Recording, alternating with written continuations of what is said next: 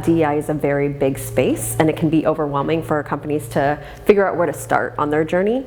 So I think it's understanding what your landscape is, what's important to your organization, what's authentic to your organization, and then building a roadmap based on that.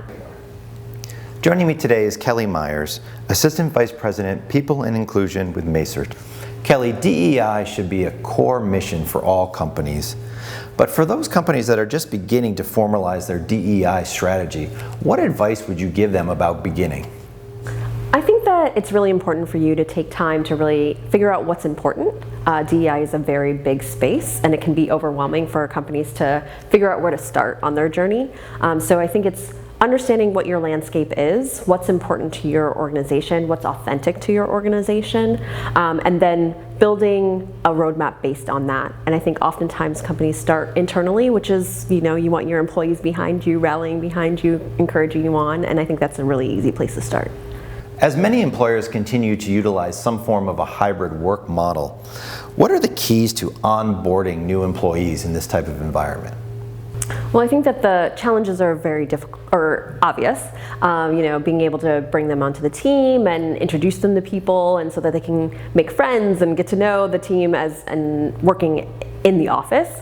And I think that building that trust of them knowing what they're supposed to be doing, them being able to pop into someone's office and ask questions. You have to figure out how to really create a team virtually, and I think that starts with a leader and them understanding how to manage a team virtually. But I think it's also important as an organization to offer onboarding resources for the employees so that they really understand how the company works, and enable them to do it on their own, and then offer them buddies across the organization to really connect them into the organization in a way that they won't be able to do on their own when they're working from home.